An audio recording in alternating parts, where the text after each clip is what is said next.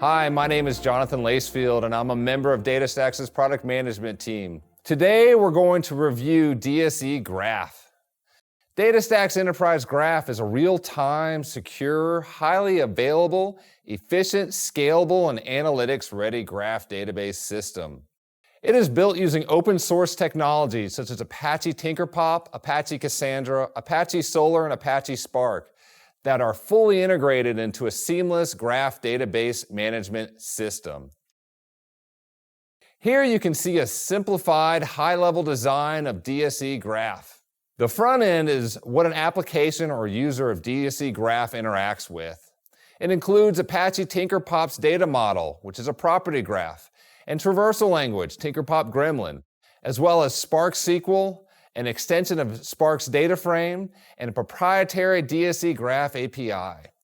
The back end is comprised of Apache Cassandra, Apache Solr, and Apache Spark. We essentially project a graph model onto DataStax's core data engine. The middle layer is a translation and integration layer. It maps schema, data, and queries between the front end and the back end. DSE Graph is an Apache TinkerPop-enabled database.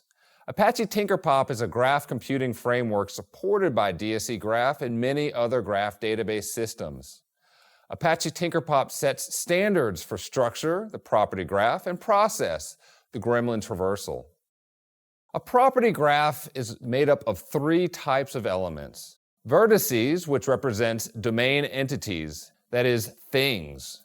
Edges, that represent relationships between entities and between things. And properties, that represent attributes of entities and/or relationships. This slide illustrates a sample property graph. On this graph, you see the three types of property graph model elements. We have vertices, edges, and the properties.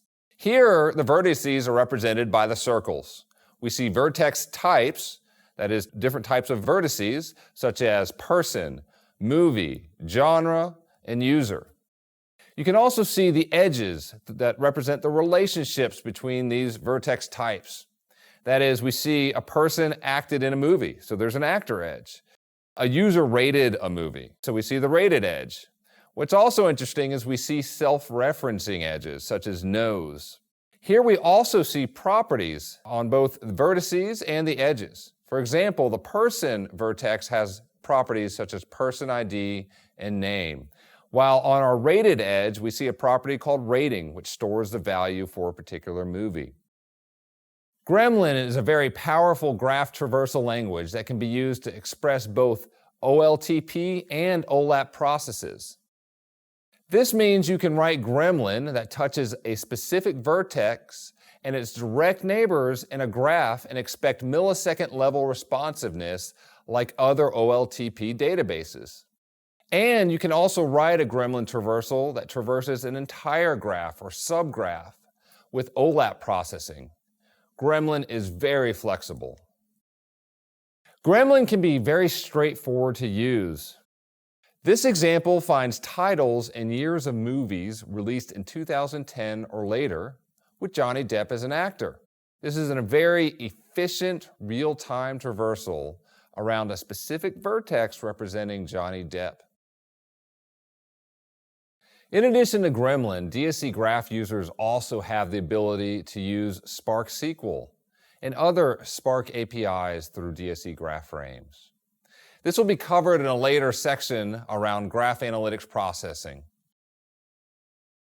DSE Graph projects a property graph data model based on something called index-free adjacency lists onto DataStax's version of Apache Cassandra. Apache Cassandra is the foundation of the entire DataStax Enterprise product. It provides DSE Graph with the always-on, responsive, and distributed capabilities that are familiar to DSE users. DSE Graph leverages DSE Search based on Apache Solr as an integrated search and indexing engine. Most graph problems have a heavy search need because users need to find the spot in a graph to begin traversing. DSE Graph uses DSE Search for this purpose. Not to be left out, DSE Analytics provides DSE Graph with a great analytics processing engine. Graph data can be aggregated and analyzed through Gremlin or one of the Spark native APIs. DSE Analytics also provides mechanisms for users to pin graphs into memory for analytical processing purposes. As mentioned previously, DSE Graph projects a property graph model onto the integrated DSE engine. This magic happens in what we call the middle layer of DSE Graph. This is the proprietary glue layer of DSE Graph, where we optimize the path for reads and writes in DSE for graph workloads. When we work with DSE Graph users, we typically are working with one of these listed use cases. Some of the design patterns represented in these use cases can be applied to other domains, like how a Customer 360 systems design pattern can be applied to a Product 360, or even a GDPR system. There are a lot of natural graph problems in the world. We've learned over the years that graph problems require more than just a graph database. We work with users on a daily basis who are moving off of native graph database systems and onto DSE Graph because our users have realized that forcing a graph database onto a graph problem isn't always a best approach. Most graph problems need more than just a graph database. They need search and analytics capabilities. They need a system which is resilient and able to process hundreds of thousands or more writes per second. They need a data management system that provides the right tool for the job.